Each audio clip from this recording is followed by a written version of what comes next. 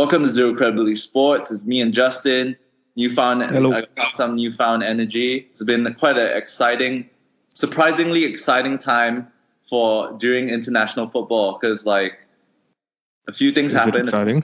Not results wise, but off the field stuff, such as let's start with the first one. So The big Ole news. Gunnar Solskjaer has been handed the permanent role at United. He's been handed a 3-year contract, same like all the other predecessors after Sir Alex Ferguson. Good signing or bad signing?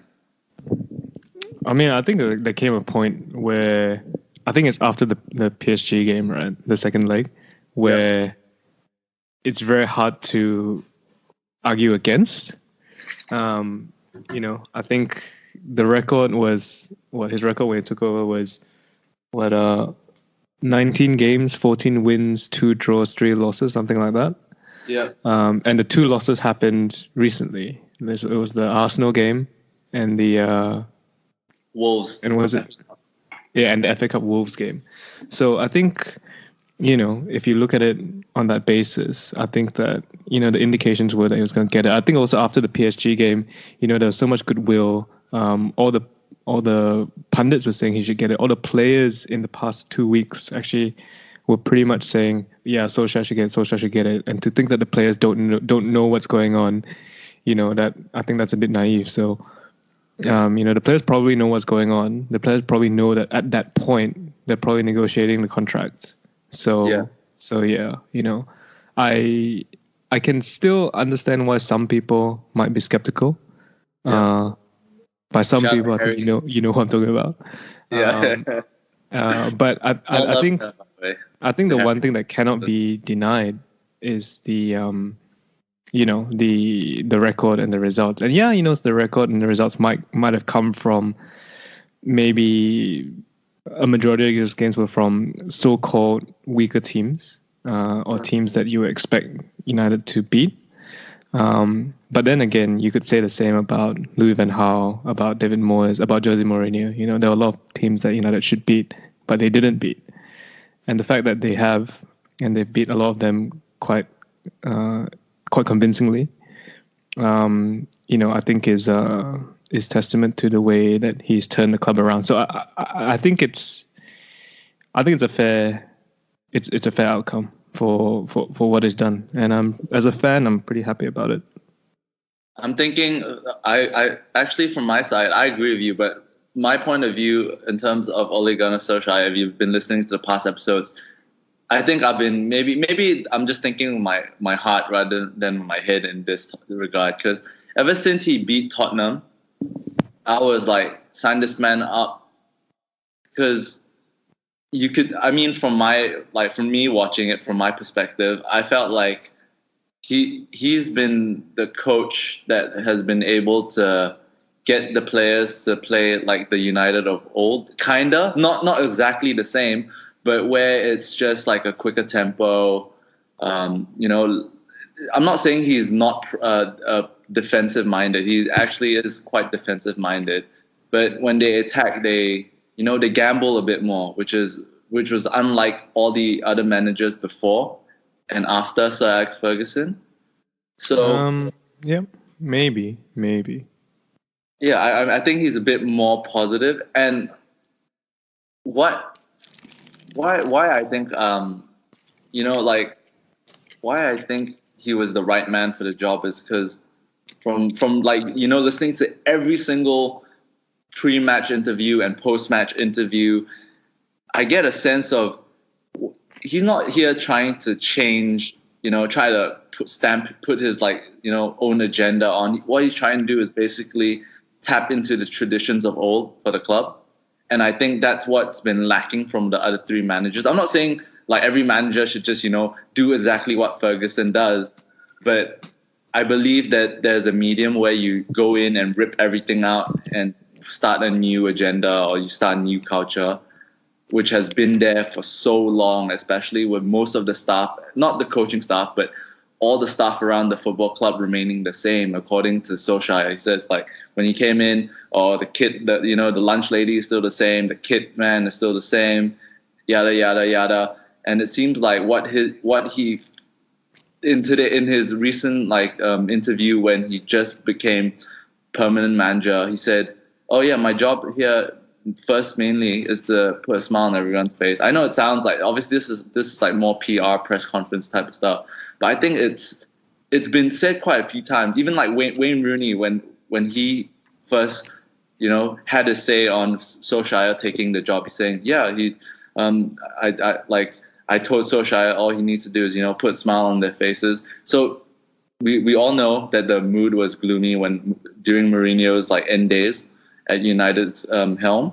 So I think that's one of the probably important things that he has brought to the table. Another thing is another testament, I think to him is he was willing to bring back Mick Fallon, basically.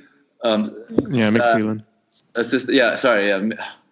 Sir X assistance coach, and he says he carries on his same role. He consults him a lot. He doesn't do it all by himself.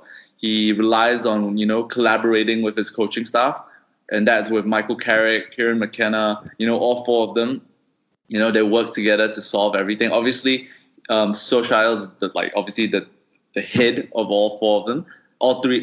Head of all four of them, but he still takes it's not all about him. It's not like Mourinho, right? It's all about me. I make these decisions. I won all these league titles, yada yada. So I think he's creating a healthy environment for players to perform. I'm not saying that he's the best coach out there tactically, but that's been one of his criticisms, or one of his the so-called chink in his armor. But I think so far he's displayed that he's more tactically astute, that has than people have given him credit for. He's used multiple systems. He's not like a one-trick pony, I think. So I think there's room to grow. I'm not saying I think he's shown promising signs, and if we stick by him, I think there will be success. I think I know it's a big call, but I think I've seen enough to know that I think he's good enough, and I think the right person for the job compared to the past three managers, in my opinion. Yeah. Well, there's a few things to unpack from that. From what you said. I think the first one is the way he speaks to the media. I actually think the way that he speaks to media is very, how to say, it's very PR, so to speak. Every time people ask him a question, a lot of the times his response is, we're Manchester United, right? It's like, against. Don't you think it sounds like a football manager? He uses the football manager press conference prompts. Yeah, exactly. Like the canned responses, right? Yes. And I think that in a way that is good, but in a way that's also, in a way it's good, in a way it's bad. Personally, I don't really like it because it doesn't tell me much, and I like to try to figure out what people mean when they say things. But I think on the whole, it's good. The other thing is that. I'm not sure if what I'm going to say now is more heart over head talking, but after Ferguson left, you got David Moyes, then Louis van Gaal, then Jose Mourinho. Aside from David Moyes, I think you were mentioning how Solskjaer is here, carrying on the traditions, and the traditions really are set by Alex Ferguson. So. I think those two managers, Van Gaal and Mourinho, maybe don't understand or didn't understand the way that United runs, or this sort of culture that's within United. And it's sort of understandable because they, don't get me wrong, they are top managers, the best in the world, but they've jumped around from job to job throughout their careers. Yeah. And maybe the understanding of a single club culture is not as deep, or is not or maybe a better way to say is that they're not as compatible with the way they work. Yeah. However, the one thing that I do disagree with though is that you said that United it's not about the manager, it's about collective team in terms of the management. I think that's not true. I think, historically, and when I look historically, I really mean Sir Alex Ferguson, right? Like, he's always been the man, right? It's been him, like he's not known to be someone to come and say, oh yeah, no, we won this game because my team, my management team did really well. I mean, I'm sure he's given that credit before, but it's, and to be fair, he's not to the extent of maybe Mourinho or, where you don't give that impression of arrogance or whatever, or this is all me. Although, honestly, I don't really think Mourinho does that. I think what he does is he plays it tactically. But anyway, that's besides the point. So when Solskjaer comes in and goes, oh, it's not about me, it's about my management team, they help me, I think that is true. But the point that, if this is the tradition of Manchester United, is to always give credit to his management team rather than individual. I think that's not true. No, that's not what I meant. I mean, I'm saying in Solskjaer's point of view, I mean, like when he came in, the way he took the job, he wasn't, I'm just trying to say, like, he knows he's green, basically. What I'm trying to say is basically he knows he's green in the management game. This is his third club. He hasn't won anything, I'm pretty sure. This is not his first club. No, this is not his first club. This is his third club. Yeah. He's managing, and he hasn't won anything. He's performed well with Moda. He's won with Moda. The league? Yep. Okay, he's won with Moda. He's got relegated managing Cardiff City. Yep. So, got really, I would say you would probably agree with me. He doesn't have the right credentials for a job like this compared to his predecessors. I mean, right? It depends what credentials are, right? Because if you want to talk about things like pedigree, understanding the club, all that sort of stuff, he definitely has the right credentials, right? So basically, what you're asking is like, or basically a good comparison could be Zidane at Madrid, right? Where, people would say, if you look at it, if you don't know who Zinedine Zidane is at all, you just look at his coaching experience, you'd be like, this guy can never be, this guy's the last guy in line, to take over Madrid. But because it's Zidane, right? It's like suddenly he's become much more credible. Right, but there's a bit of a difference between Solskjaer and Zidane, right? No, no, that one I definitely agree. Agree. But I guess if you're saying like he doesn't have the management, how to say, history of success. Yeah, that's what I meant. The manager, like someone who's regarded, Dude, as being a world-class manager. Yeah, you're right. Took up the Liverpool job. Imagine Paul Konchesky taking up the Liverpool job. Oh my god, that'd be fucking hilarious. I mean, I can imagine Steven Gerrard taking on the job. No, I think he's been doing well, man. Rangers are like in second place. There's the Derby. It's a Scottish league, man. No one gives a shit. There's only 2 clubs. Yeah, but like Rangers came from the third, the third division. After they got fined or punished by the SPL. Yeah, so it's not. I mean, they still are the club with the biggest budget. We're one of the biggest budgets in Scotland. They're still the top. It's like when Juventus got relegated for getting caught up in the whole financial stuff, right? Like they got into match fixing. Yeah. So it's just whatever, man. Like I mean, look at Brendan Rodgers, right? Brendan Rodgers went from Liverpool, left Liverpool, went to Celtic, won freaking everything, and now he's gone to Leicester. Yeah, right. It's like this is a good question, actually, and it's a segue away from Ole Gunnar Solskjaer. But that's good. Do you think that Leicester is a bigger club than Celtic? Because don't get me wrong, because Celtic. What do you mean by Celtic have won under Brendan Rodgers, right? I can't remember the exact thing, but Celtic have won every competition they've competed except the European competitions. You won every competition. Yeah, except the European competitions. Oh yeah, okay, yeah.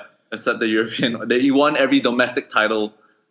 Yeah, you can win in Scotland in 1 year, and they've won it convincingly. Yeah, right?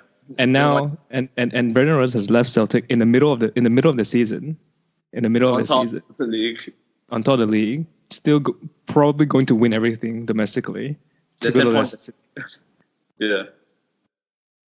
Yeah, So no, I, do you I think. think that Leicester City is a bigger club than Celtic? What do you mean bigger? Like, what do you mean? Like prestige, or do you mean like history, or do you mean just better? If better, I'll Everything. just Leicester. Everything. Leicester. But like the funny thing is Celtic has a lot of history. I think Celtic used to be a bit more competitive back in the days. Remember the days when Many clubs used to be competitive back in the days. Nottingham Forest used to be competitive back in the days. Notts County used to be competitive back in the days. Yeah, but no, but Celtic used to be like a team that you didn't want to draw in the Champions League. Because they like when you go play at their place. I can't remember what their home ground's called, but it's a tough place to go to. They beat Barcelona there once. Yeah, I remember that. Yeah, Tony Watts. I remember 2-1. But anyways, like Celtic is like it has a lot of history, but I think right now because of the amount of money being pumped in the Premier League, I don't think Celtic won't catch up unless there's money being poured in there. We talked about this. Of course. Premier League is like the arms race. So obviously, historically, I mean, a lot of Premier League players who can't crack the top 6 or top 10, they go to the SPL, win some titles. But yeah, so I think right now, if you want to talk about today, which is a bigger club, Leicester is definitely a bigger club. They have more money, a better team. They might not make it to a European competition, but if they were to play each other, Leicester would whoop Celtic. Celtic can't even make it. I don't know. I don't know if that's true because I don't know the Celtic team that well, to be honest. Celtic can't even make it through to the Europa League. They got knocked out the Champions League, which they always get knocked out from. They always struggle to finish 4th or 3rd. When they finish 3rd, they go into the Europa League, maybe pass the first round of the knockout stages, then get knocked out again. They're not that great. There's not a lot of money being pushed through. Yeah, every time I guess if you want to make that argument, you can say the same thing. Like Leicester don't even qualify for Europe, right? The chances are that if they were in Europe, which they were not too long ago, let's not forget, they're not going to make it very far. They're not going to make it far, but I think they'll beat. And the thing is, every season, right? Like, come on, man. Like the way Leicester is now, they are a top, like a good season for them is finishing 10th. Yeah, right? 10th. The way they are today, that's a good season for them, right? Finishing 10th. Yeah. Right. You finish 10th, right? Like that's one of the that sort of 9th to 17. Those are places, 9 to 17. Maybe you could say 8 to 17, but sometimes the Europe I think there's if you get 7 or 8, you still can get into Europe through Intertoto or some other fancy way or whatever. But anyway, 9th to 17, those are those are the inconsequential positions, right? Like you're really not playing for anything. I'm just going, I'd like to say it's 8 to 14th. 8 to 14th. Like that's mid-table, the mid-table? Yeah, fine. So yeah, you're not playing for anything, right? Whereas, at Celtic, at least every season you're going for a title and you know that you're going to be in Europe. Leicester will not even get into Europe. Yeah, but I mean, at the end of the day, all these players, do you think that they'll be drawn to play for Celtic even though they win these leagues? I think they find these leagues meaningless now. Look at Brendan Rodgers, he left. But that's argument. But that's the argument, right? Not the argument, but that's the discussion. Right? Is Leicester a bigger club than Celtic? I say right now it is, yeah, because the amount of money being pumped in to the Premier League. I think it's more prestigious to be a mid-table club in the Premier League than playing in Celtic. I bet you the amount of not attendance but viewership is way higher for these Premier League. Of course the amount of viewership for the Premier League is going to be higher than the Scottish League. That's definitely true. Then obviously it's bigger. It's a bigger competition to play in the Premier League than these Premier League. So if you were Brendan Rodgers, and you were in line to win everything there is to win, right? Mm-hmm. Would you? So you say you would leave Celtic and go to Leicester? If I won everything there, yeah, sure. I mean, for me, I look at Celtic. You're in line to win. You haven't won it yet. You're in line, but you're probably gonna win it. You're probably gonna win it. Ooh, I don't know. It depends on which It's stage. because that's why he did this season, right? That's why he's done this season. No, he's but left the club halfway before. through the season. He's and won the club it is in a before. great position to win what they need, to win everything. Different. And he's gone to Leicester. He's won it before. It's like, like, think about it. Like, some players would like before, like, a big club comes to try to sign them, but, sometimes they want to win before they leave, to leave on a good note. Look at Ronaldo. He won the league before he left. No, okay, so exactly what you're saying. Right? Except that, I know that Celtic fans are upset, right? And you just said if a big club came in to get their manager, they'll leave. That's fair enough. So the question really is Leicester a big club? If Man United came in and say, hey, we want Brendan Rodgers, I think a lot of Celtic fans will say, all right, fair enough. But this is not Man United. This is not Liverpool. This is Leicester City.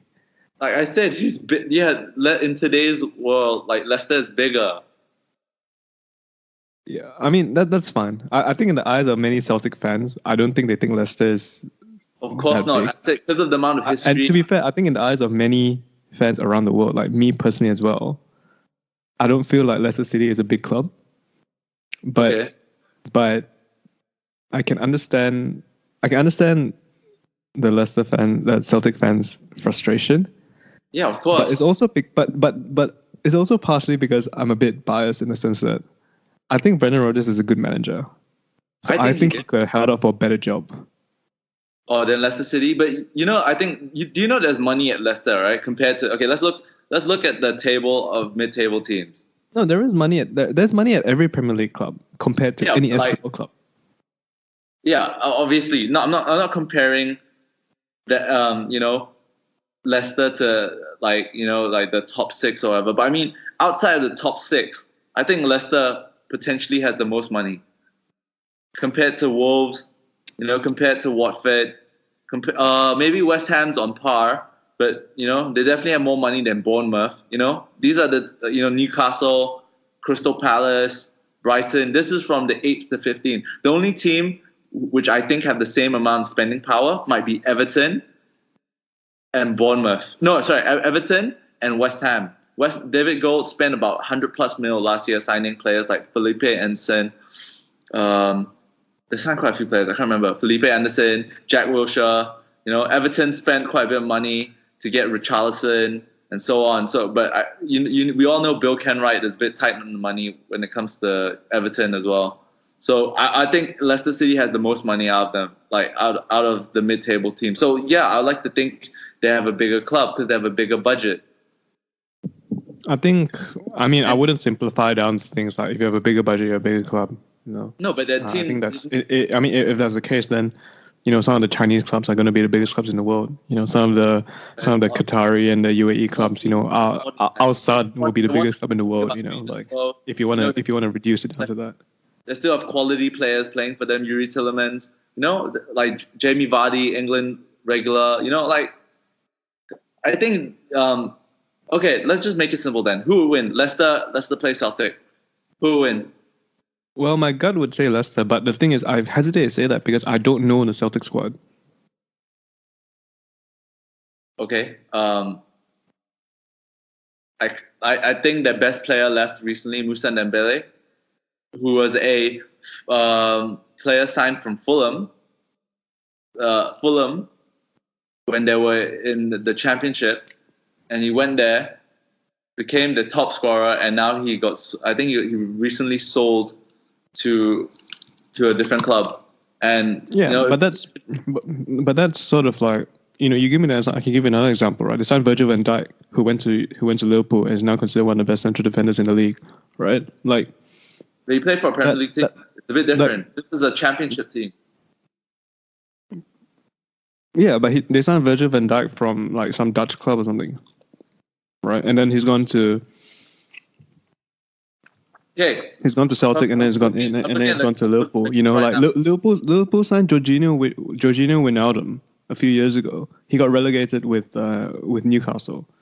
Is it Newcastle? Yeah, I think it's Newcastle. I could be wrong, but it was one so you're saying that Liverpool play at a low standard where a player that gets relegated is not good?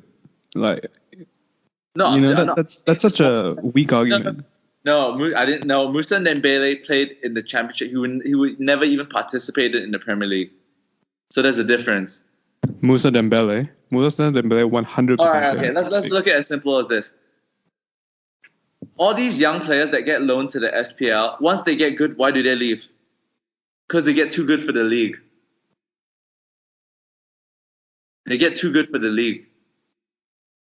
You know, or rather they have ambitions, right? They have ambitions to play on a bigger stage, right? They have ambitions to play in a bigger, better league. What club did Moussa Dembele go to? When it's Spurs, right? No, that's not Dembele. It's another one. It's he plays. Oh wait, developed at Fulham. He got sold to Olympic Lyon. Yeah. Okay. I think we can all agree that Lyon is a bigger club than Celtic, right? Yeah. They play in the Champions League. They compete at the top of their French league, right? Yep. Is he going to Leicester City?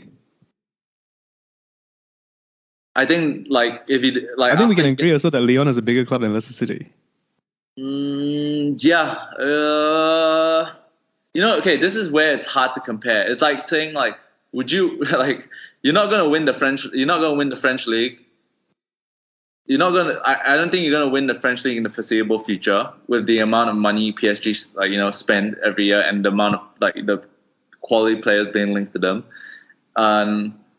Yeah, I don't see any. They did win the French league, didn't they? They won it. They won the French league not too long ago, right? Yeah, not too long ago. But I think it was before Mbappe.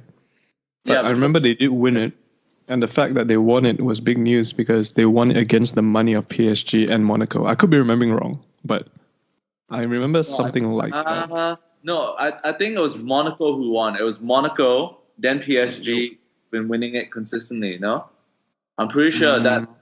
But Lyon, I don't think it's Monaco because Monaco has money as well. Yeah, exactly. No, but I mean, I think Lyon hasn't won it for a while. They used to win it all the time, right? It used to be between Lyon and Marseille. And then I think, obviously, when they, I'm looking at it right now. Lyon. Yeah, no, you're right. They haven't won it since 2008. Yeah, exactly. 2008. Yeah, so after PSG started winning it in 2000. I think it was 2011 when Montpellier. 2012 onwards. It must be one of those seasons, like the 2014 or 2015 season. I can't remember when Lyon finished second. So basically, I think they were doing well or something. But I mean, regardless. 15, 16, 6. Okay, so from 2012 to now, PSG has won every single league title except one, and that's where Monaco won, which was in 2016/17 season. That was the only time that they didn't win. Yeah. So, yeah, I think this is hard, because there's some players, sometimes you see these players from West Ham signing these players from Lyon or Marseille. I don't. Maybe it's but they're not first team players. Oh, sometimes they do. They're not first team players. What about when they signed? When West Ham signed. Oh, what's that player from Marseille? I can't remember his name. The Dimitri Payet. Yeah, and then Dimitri Payet went back to Marseille. Yeah, but he went to West Ham for a season. He still went there. Was he a first team player at Marseille? Yes, he was. He was. And then he went back to Marseille. Yes, but sometimes you have to understand. Sometimes these players leave to try the Premier League, and sometimes the big teams don't get them. So they move to these mid-table. No, the big teams don't get them because they're not good enough for the big teams. Okay, yeah, sure, but they still. Then why do they go and play for these teams like Newcastle? Was it Newcastle, West Ham, Leicester City, Watford? I think at the time Payet signed for West Ham were doing well in the league. Yeah, but they were not Wait, let's see West Ham past finishes. Past finishes. No, I don't think they've been doing that well in last. Okay, let's see. Last season they finished 13th. The season before that they finished 11th, and the season Payet was in, they finished 7th. Before that it was 12th and 13th and 10th. So I don't think it's that great. See, I mean, if you finish 7th, you're playing in Europe. 7th, Payet scored 12 goals for them. He was their top scorer. You're playing in Europe. Yeah, they're playing. They got into the Europa League. Yeah, you're playing in Europe. Yeah, so I think like these players sometimes they get sold for get sold to a project, and I think Brendan Rodgers probably got sold to a project by the Leicester City team that they were probably going to invest in money because then Leicester City actually has been investing a lot of money over the last 2 seasons. It's just that maybe the signings didn't slap, but I think they have a lot of good players. I just think that the core of the team is like the core of the team that won the league are like past it and needs to be changed. But they still have a lot of young attacking talent. I think like Dimitri Gray is really good, and Didi, James Maddison.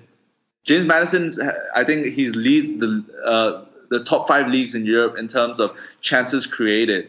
So they have a young exciting setup, and I'm not saying they will win the league or they will compete, but I think Brendan Rodgers probably see an opportunity to take this team to like within the top 8 next season, maybe potentially. So that's why, and like you say, I think he's a good manager, and he probably sees this as a better challenge than Celtic. But like you were saying, maybe he should have held out for a bigger club. But so my question to you, what's this bigger club? Like what level, what standard? Top 6 club. A club which plays in Europe. Like okay, we're talking about England here, right? Yeah. So I don't know whether he would be open to go into another country, but if we just focus on England, right? A top 6 club. But which top? Okay, I'm looking at the top 6 now. Which job would he get? Do you think he'll get? Okay, maybe Spurs if no, but now Spurs because Pochettino's not going to leave. Yeah, Pochettino's not leaving, so where would he go? Like it's like Chelsea, United, Arsenal, Tottenham, City, and Liverpool. Like, which one would he get it? Maybe he's not there, right? Or maybe a club, or maybe even a club with top 6 pedigree, right? Yeah, I'm not saying maybe he's not there, but all everyone there seems like their job's secured except Chelsea. So do you think he's good enough to manage Chelsea, or do you think he has the prestige enough for Abramovich to go, I want to have Brendan Rodgers as our coach? I mean, we shouldn't forget. I think Brendan Rodgers is a good manager. Like he's the manager that brought Liverpool to their best ever finish in the Premier League. Yes, agreed. Yeah, like in the modern times, right? Let's not forget that they were about to win the league, right? Before Gerrard slipped. Under him, they won it's a Mickey Mouse Cup, but they won the color. They won. No, that doesn't matter. Like they were about to win the league under Brendan Rodgers before Gerrard slipped, right? You opened up like wounds for a lot of Liverpool fans. Yeah, Brendan Rodgers is I think is a good manager, right?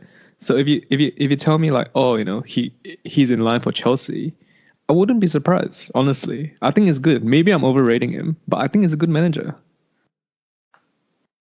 I think I've always liked him. Remember when he brought Swansea up, and they had a real exciting team. They had what's that? Leon Britton, Wilfred Boney.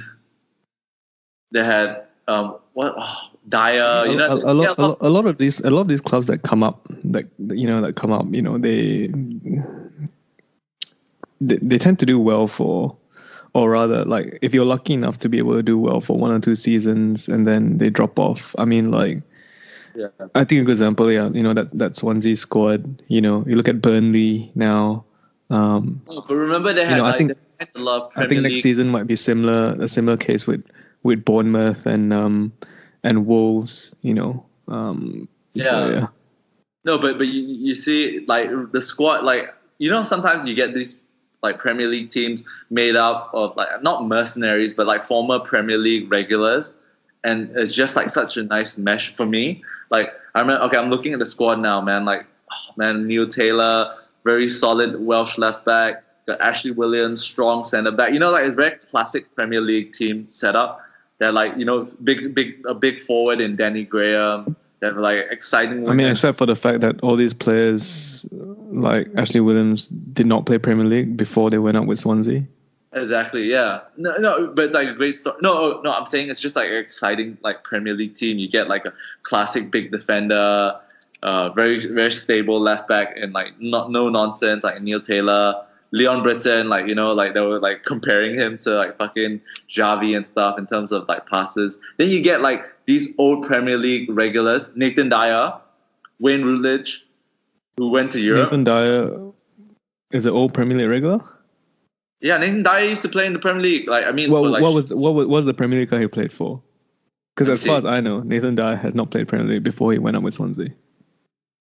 Played for Southampton. Okay, never mind. But okay, not him. But Wayne Routledge. Sorry, Wayne Routledge played for like Tottenham, Newcastle, Aston Villa. Like stuff like this. Okay, and then you like when you watch them play. I don't think it was a regular at the time, but yeah, sure.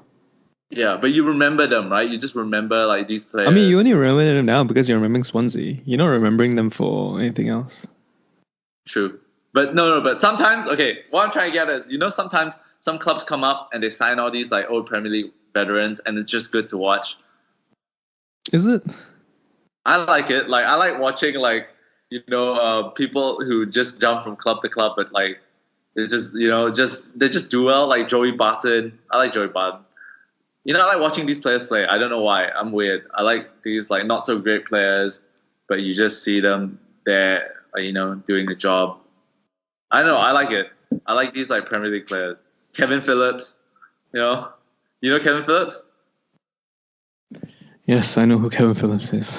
Yeah, like stuff like that. I like these like nobody players. It's because like I play a lot of Football Manager, and I always like sign these players. Grant Ledbetter, Ryan Shawcross. All right, shall we move on? I think I've probably like talked this to death. Let's talk about the next topic. Or do you want to talk about who United should sign or something? Or do you want to move on to let's just move on to England. Yeah, screw United. I'm sure there'll be plenty to talk about them in the coming weeks. So let's talk. Okay, so recently what happened during the international football break? England had their European qualifiers. So, the results aren't important, but basically in the game against Montenegro, which they beat them 5-1, there were reports that Danny Rose was racially abused after he received a yellow card for a tackle. And then after that, it sparked up the conversation about how FIFA should handle this. How should they punish the fans of Montenegro?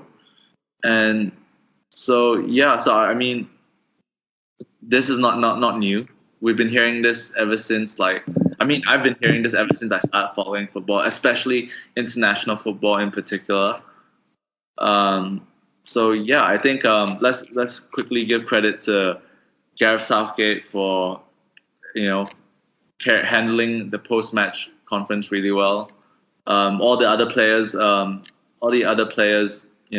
think in the England team showed solidarity by supporting like Raheem Sterling, Danny Rose.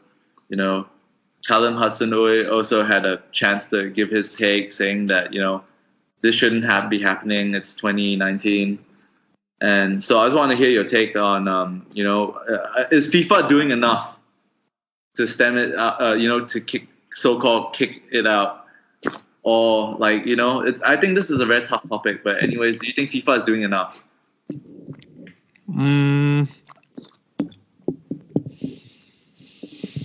I don't know if FIFA is doing enough, but I don't think that whatever FIFA does, I don't think it can be enough anyway. Yeah. Because this concept of quote unquote racism is so much bigger than football. And a lot of times it's ingrained within culture. Journalist. Yep. What the hell was that? Sorry, no, I was trying to open up the FIFA punishments for racism over the past 3 games, and obviously, these news sites they have like automatic videos which are annoying. But anyways, continue. Yeah, this is why you mute. But anyway, but yeah, I mean, like I said, I think FIFA. I don't know if they're doing enough, but again, I don't know if whatever they can do will be enough. This is not a problem that's unique to football, and it's not an isolated football problem. Yep. It is a overall, culture and problem. So yeah, like I struggle to. I don't know. I don't know if the answer to the question. I think if you really want to stamp out racism, that has to be done on the on an individual country level. It has to be a directive by the government or by the people to be like, hey, we don't accept this anymore, because it is a problem that's much wider than football. So yeah.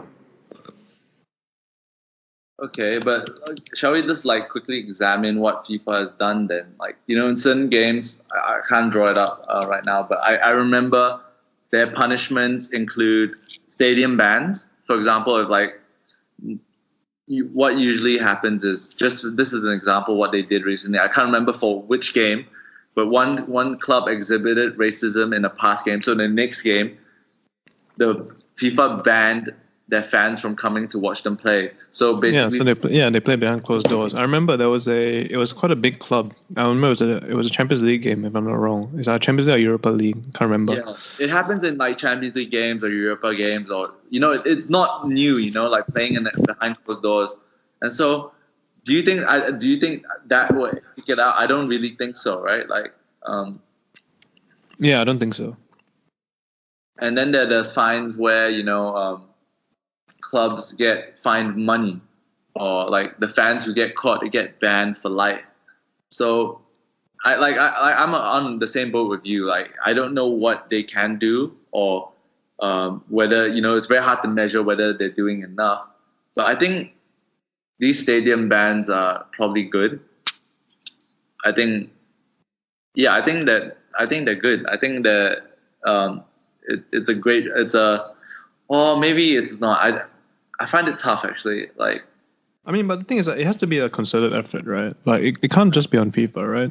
Well, I think if you look at someone like England, maybe, if there's a racist incident, the FA takes it seriously, super seriously, yeah. And they try to identify the fan, ban the fan from the stadium. The club will revoke season ticket or something like that, right? Yeah. I know it's different from between Premier League and international, where the FA is the one that organizes the Premier League, whereas FIFA are the ones that organize the internationals. But there's still buy-in. There needs to be buy-in at all levels, right? And the all levels needs to be at the club level, where, like I mentioned before, the club is the one that revokes the season ticket.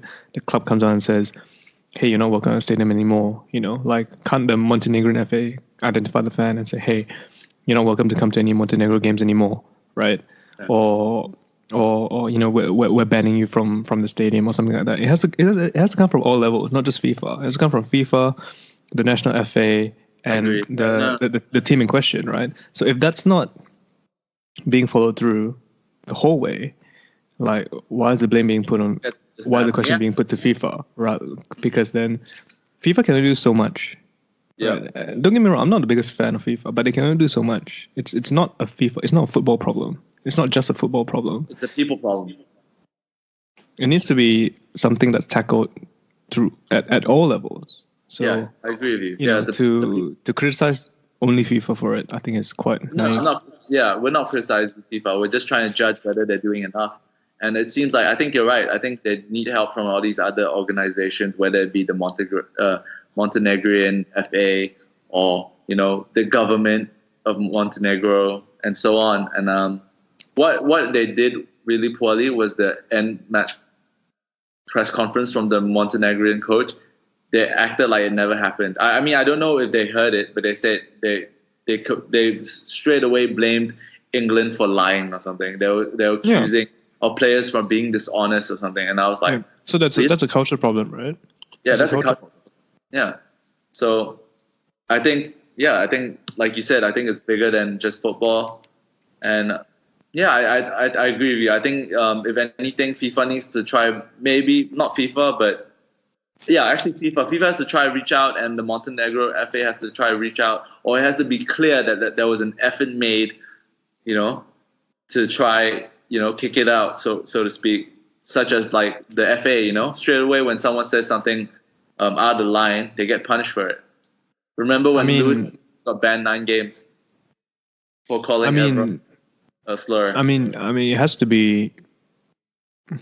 It has to be investigated. It has to be done properly. Like Gareth Southgate said that England are going to launch they're going to make a formal complaint to FIFA, and then you take it through due process, which I think is the way it should be. It shouldn't be, oh, he said this, all right, next day we can do something. So of course. But yeah, it's just one of those things where, like I said, I think it's difficult for or FIFA in charge of stopping racism. Like no, like they're not like they're not FIFA are not going to be the ones to stop racism. True. Whatever they do, in my opinion. Another subtopic in terms of racism in football. What do you think of? Do you think Pavel Pobgrebnyak's comment that black players shouldn't be able to represent Russia is racist? Is basically just like a bit similar to like the England, national team selection kind of thing, where players jump from, like they jump to this country and they get a passport and play for the country. So yeah, I think it's. I think it's racist the way he said it. I don't know if I don't know what he means by it, in the sense that, let's say like an African immigrant was born in Russia, grew up in Russia, only has Russian citizenship, like is by every objective measure is Russian, plays for Russia. Like I don't know if he thinks if he means that this guy should not play for Russia, or does it mean, or do he mean that these other players from another country, they just say, all right, we'll just get Russian citizenship just so we can play international football, like, because I can see the why there might be issues there. So this is what he said. He said, I do not, quote Pobgrebnyak, I do not have anything against black players. I voiced some strictly personal opinions that in the Russian national side, I would like to see footballers who were born and raised in our country. That is all. I did not mean to insult anyone. That's what he said after what he said, which was, I want to be very, very, very accurate in this. He just basically is he was trying to say he was opposed to people who didn't grow up in Russia, non-Russian players receiving Russian passports, get into the Russian squad. Yeah, so like these, like, how to say, sporting mercenaries, so to speak, right? The only reason they get the citizenship is because to play for the national team, because they would just want to play international football. Yeah. Right? The line that was so-called racist is when he said, "It is laughable when a black player represents the Russian national side." I better give you the full sentence. Was, I don't see the point of this. I do not understand at all why Ari, when he's talking about Ari, he's talking about Silva Ferreira, who plays for a Russian team. I think he's a Brazilian. Yeah, he's a Brazilian player. And he said it is laughable when a black player represents the national side. Mario Fernandes is a top player, but we also have Igor Smolnikov in his position. We could make do without foreigners as well. So, I don't think that was... it's probably not the most elegantly worded, put it that way. But I can sort of see his point in a way. I can sort of understand what he means. I think the situation is very different from someone like, let's say, Mario Balotelli, right? Balotelli, born and raised in Italy, or if not born in Italy, like came to Italy at a very, very young age, only knew Italy growing up, like by all objective accounts, an Italian, right? It's the same thing that with that kid that scored for Italy recently. Moise, I think something like that. Yeah, Moise Keane or something. Also,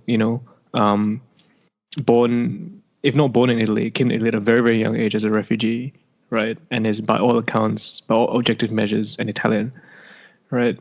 Whereas it's different from the French team is a bunch of immigrants that moved over to France, and and a majority of them were born in France, right? Yeah. So by all objective accounts, French, right? Yeah. So I think I understand what Pobgrebnyak is saying. You got players who are like 26 years old, 27 years old. They come to CSKA Moscow by them. They play in Russia for CSKA Moscow for 5 years, and they're eligible for Russian citizenship.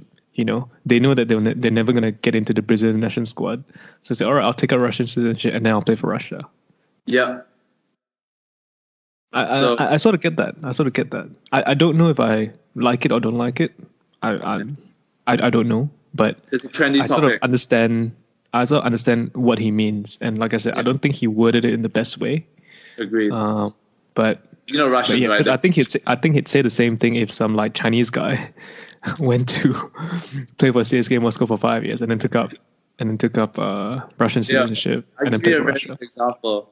Would you feel hot if Son Min found some way to get a fucking English passport and he plays for England? If I was Korean, yes, because Son Heung-min. You feel a bit tight, right? You feel a bit tight.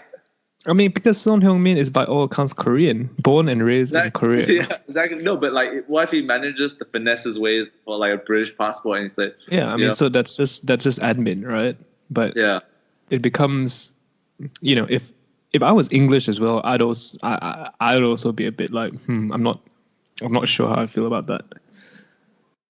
Yeah, but you do know. There's one thing to note is that there's a lot of racism, especially in Russian football. There's been a lot of cases where all these Brazilians, they get called monkeys and stuff.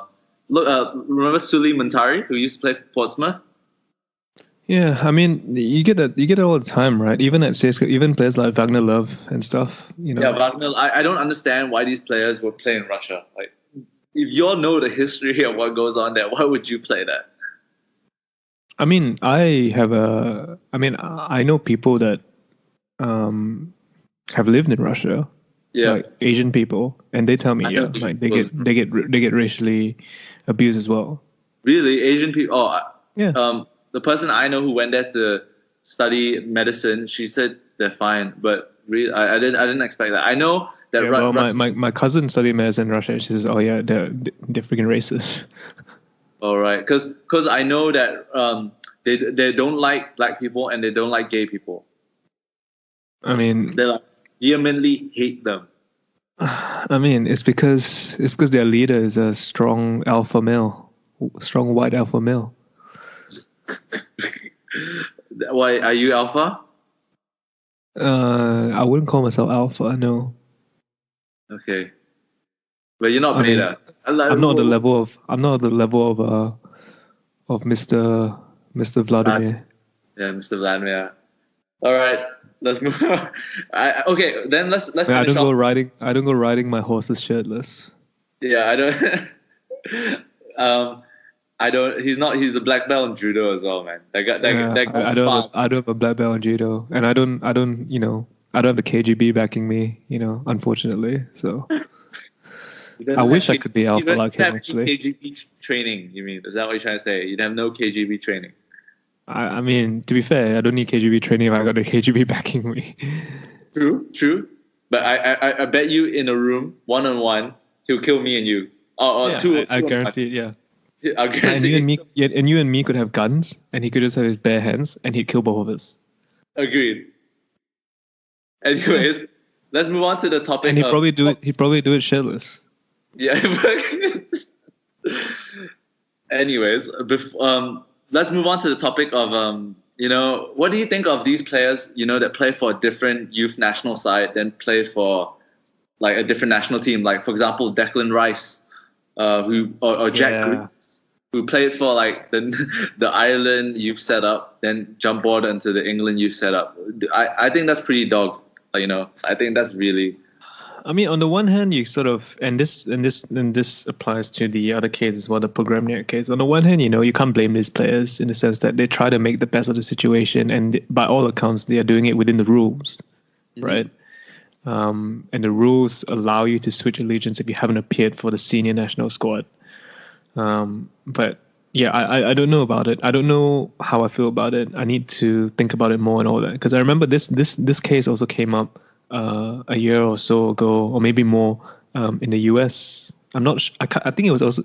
I think it was even the US women's team, where I think it's one of the. I think it could be Mia Hamm or one of the other ones who essentially said the same thing. Like she doesn't like these players coming over. Like older players who are not American citizens, older players coming over, getting US citizenship, and then playing for the national squad. Yeah. And I remember it caused a big uproar because then they were like, "Oh, she's racist," da da da da da. When it's not necessarily about race, I feel, but and then it sort of died down now. It happens in the Olympics, like for example, Singapore. Yeah. These Chinese citizens to come over. Yeah, to play. Yeah. The Singapore Olympic squad is like, it's like 3/4 Chinese. Yeah, exactly. It's not from national China. As in not Singaporean Chinese, but like China Chinese. Yeah, China Chinese. The one that I know the Singaporean table tennis squad is literally all mainland Chinese. Yeah, dude. They count from 1 to 10. 1, 2, 3, 4, 5, 6. They didn't say 1, 2, 3, 4, 5. So they're fake Singaporean Chinese. I mean, they it's because they can't make the Chinese national team, so they come to Singapore. Yeah, I know. They're sporting visa, sporting citizenship, and represent Singapore.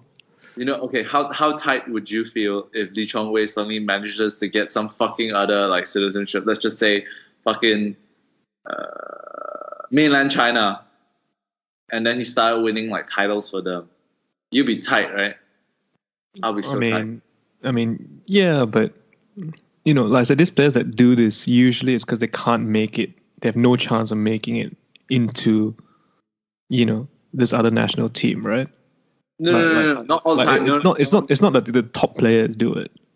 No. Sometimes they jump ship for a better opportunity to win. Like, for example, Jack Grealish, Declan Rice. Why did they leave the Ireland team to play for England? Because England team is better. Right? I understand, but it's that's different, right? In the sense that because someone like Victor Moses represents Nigeria, right? Yeah. And the reason he does that is because he knows that he probably won't make the England team, but he'll make the Nigerian team every single time. Look at Wilfred Zaha. Wilfred Zaha is an interesting one because I think he could make the England team. But he made some decision a while ago that he was not going to represent England, right? Yeah. I don't know if his decision was motivated by personal, because a lot of times it's not just, it's also about how a player feels in terms of their identity, right? Yeah. So I don't know how he feels about that, but okay. But yeah. I'll give you a very good example that's close to where you live. So in Australia, remember during the World Cup, Australia had a player who never lived in Australia or never came to Australia, but because of his Australian parental or grandparental heritage, he was able to get an Australian passport and be in the Australia squad for the World Cup. What do you think of that? A player who has never stepped foot into the country. I think that one's a tough one. Just by that, the sounds of that, it doesn't sit well with me. But, I haven't thought about it enough to have a strong opinion. Okay, personally, I think this is a very interesting topic that I think we will review in future episodes to come, because it will happen again. Because I think FIFA made some changes to the rules. But you can still, if you play for a youth team, you're allowed to change once or something. But once you get a senior cap, you're not allowed to change. But in the youth teams, that means you can change. For example, one day, if I was a pro, I'll be playing for Malaysia. But if some other country call me out and I have a heritage from there, I could go play for China, for example. You won't make either team, man. Huh? You're not gonna make either team, man. So don't worry about that. Yeah, I know. I'm just saying hypothetically.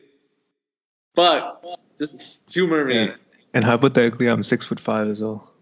Yeah, and you're gonna play for you're gonna join the Lakers' new squad. You're gonna be one of LeBron's boys. No, man. Dude, all you have to do is just shoot and shut up. Speaking of the Lakers, we're not gonna talk about the Lakers. We're not gonna talk about them because Lakers are time's getting in. Do you want to just quickly talk about the UFC or and move that? No, let's just do 5 minutes on Rookie of the Year. All right, baby, let's get it. Wait. Before that, can we say Conor McGregor was one of the most? He's probably the. We'll get to that. All right. Okay. Let's move it. Okay, Luka Doncic, Trae Young. The Rookie of the Year race turned out a bit funnier than we expected. It started off before the season even started. Me and Justin and Harry, we talked about Luka Doncic and Trae Young potentially. Trae Young, Luka Doncic. All right, good one. R.I.P. Harry. Anyways, Luka Doncic and Trae Young before the season started. We were talking it would be between them two, and then when the season started, Trae Young was. Well, personally, I didn't think Trae Young would be as good as he is because I don't like rookie shooters. Agreed. Yeah, you did say that, but I think you were saying that in a few years he might come good, right? But you didn't expect him to be as good. I agree with you. I actually thought he was. The naysayers were saying, yeah, he can shoot in this. He can shoot in the college leagues, but his clip wasn't that high. He just had a lot of range, right? He can shoot from everywhere, but his clip wasn't good. And they were saying that in the NBA it would be even lower. And I think it's around the same. He shoots at a 33. I better double check. But anyways, during the start of the season, the Rookie of the Year race was between Luka Doncic and DeAndre Ayton. But it was really Luka Doncic was so far ahead. It was not funny. Yeah, super far ahead. But the closest competitor was DeAndre Ayton, and Trae Young wasn't really even in the conversation. But fast forward now to the second half of the season, Luka Doncic, who has had a crazy first half of the season run, has I think so-called reverted to mean, which is still fucking awesome. His run, he's been averaging. The last I recorded, 21 points. 7.5 rebounds, 5.7 assists for a rookie player. Yeah. I don't know if he's reverted to mean because I think rookies in general tends to have ups and downs throughout the season. Because rookies in general tend to be quite inconsistent. And that was the number one reason why I wasn't high on Trae Young at the start. Because shooters especially are up and down, especially can be up and down and can be streaky. And especially when you're a rookie, you generally will have ups and downs throughout the season. So that's why I wasn't high on Trae Young. But I think we can both agree that, if the season ended today, I think you would still pick Luka Doncic. Yep. I think if the season ended when the season does end, I think you would still pick Luka Doncic because I think Luka Doncic has shown a higher level of consistency throughout the entire year. He's still killing it now, this week now. He's still killing it, right? Yeah. And don't get me wrong, Trae Young is as well. And I think Trae Young's game has improved so much, actually. Yeah, that's what I think. The second half. From when I saw him at the start of the season. Yes. And from the little clips I saw of him in college till now, I think his game has improved so much. Tremendously. But, I think over the course of the season, over the entirety of the season, I think you have to say it's Luka Doncic. Oh, hands down. I bank my house on it. I don't have a house, but I would if I could. But yeah, Luka Doncic for sure. But the second half Trae Young, it's a very exciting Trae Young. You see him. Everyone's been talking up his shooting. What I'm really impressed with is his passing. I think he's a really good passer. I think as cliche as it might sound, and it is a cliche, you can see the new Steph, right? You can see it. Yeah, right. You can see the new Steph. He's got the handle. Yes, he can shoot. Yeah, he has the handle. He can pass. He can pass really well. He's got the speed. Yeah. He's smaller. He doesn't have I don't think his defense is as good. He's got almost a steal a game, which is Yeah, I mean, but I think he's still like a very, very exciting player, and I think the Atlanta Hawks should be proud of their project. Then I think, yeah, like we talked about it at the start of the season. They're trying to make their Golden State Warriors and Atlanta Hawks. They're trying to make Golden State Hawks. Who did Trae Young was picked fifth, was he? If I recall off the top of my head. They traded with the Dallas Mavericks for that trade, for that pick and someone else, and fifth? Did he go fifth? Yeah, fifth. He went fifth. Right. Yeah, and I think if anything, I think he's a great player. I think Nick, I'm excited to see. I think, like you say, rookie seasons aren't like a great measure. You usually have to give them maybe 2-3 seasons, and then you finally get to see what their consistent kind of stats are from season. I mean, yes and no. I think players that do very well in their rookie season tend to become very, very, very good players, regardless. So these players like Doncic and Trae Young, I think they are stars and potential superstars. I think if they continue the way they're continuing, they are going to be all stars in a not too distant future. But yeah, I mean, yeah, I guess that there is a question, and it's a similar question to, I guess, the Ben Simmons, Donovan Mitchell thing, right? Where, Luka Doncic has played for a few years in the EuroLeague, right? Mm-hmm. But his first year in the NBA. Whereas Trae Young is like actually first year playing professional basketball. Yeah. So does that devalue Doncic's, rookiness? Nah, I mean, like, if Ben Simmons, won Rookie of the Year, I think it doesn't. Fair enough. Yeah. Sorry, Donovan Mitchell, I'm not, on your side. But yeah, I think Donovan Mitchell's been quietly having a good year though, but yeah, he has. Probably not as standout as his rookie season, but it's quietly been having a good year. It's also because the Jazz aren't as good this year, or the competition around them has gone better this year. One for his team than Ben Simmons has been for his, in my opinion. But that's because also the 76ers have like monsters in Joel Embiid. Yeah, the 76ers have a better team around, so yeah. Yeah. But Dennis Smith Jr., who's been I think like relatively quiet after having like a smashing season last year. He's been doing quite well for the New York Knicks, even though they've been losing a lot of their games because they're because he's a primary option of the Knicks. Like, they have no one else. True. I think until they get Kevin Durant and Zion. Yeah, but like it was quite funny how like the Dallas Mavericks, once they got onto Luka Doncic, they were like, we don't really need Dennis the Hammer Smith anymore. Yeah, I don't think Dennis Smith Jr. was.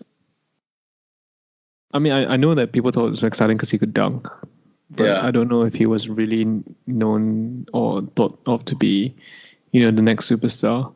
I think once you get Doncic, they got Doncic, Porzingis, like it's a no-brainer. Let him go, man. True. Nah, it's a bit hard for him because he's like around just a bit taller than me. He's lighter than me. And, he's just like really undersized. I like to think a very undersized player who can't shoot that well. It's not that undersized.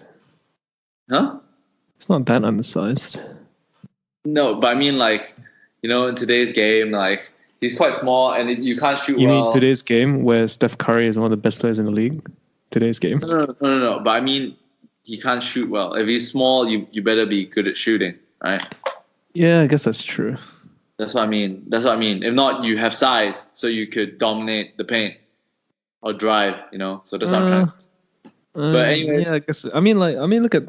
I guess that's true. That's what I'm trying to say. Like, that's what I'm trying to say. If you're not big, you better be good at shooting. Or good at passing. Like, and I don't think he's like that great at passing. Let's look at his assist numbers. Okay. We can talk about Conor now. Okay, let's talk about Conor. Fuck it. Anyways, Conor went on Twitter to drop the news right after he was on a talk show. I think it was Jimmy Kimmel. he was telling him he's going to fight in June. And right after that, he wrote a message saying that he's going to retire from mixed martial arts. But the new development in the story was... No, mixed martial arts. Yeah, mixed martial MMA. So... Mixed martial arts. Yeah. There's only one martial art, apparently. I don't know how you mix one thing, but yeah.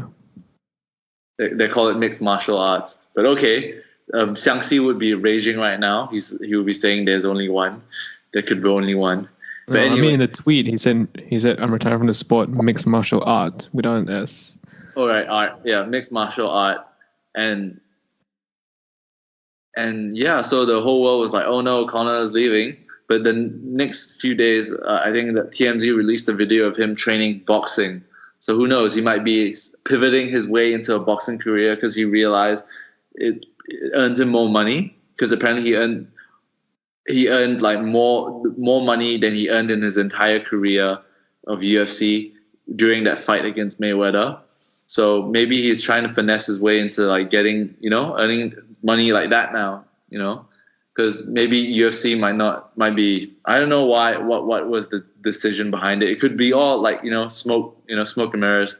But I think basically what I'm trying to get at is UFC has probably lost its most marketable star. Because after that, I think, Justin, you don't watch UFC, right? So I think, could you name anyone else besides Conor McGregor that is still active in the UFC today? Khabib.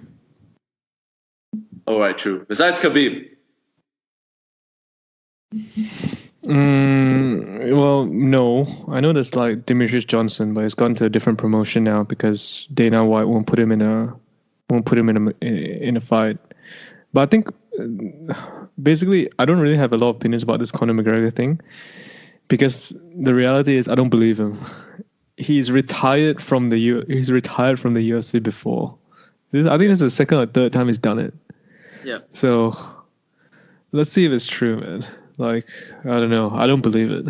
I don't believe it too. I think he's going he's trying to, generate, get some looks. Oh, Conor McGregor is retiring, so everyone's going to be like starting to follow him for a little bit.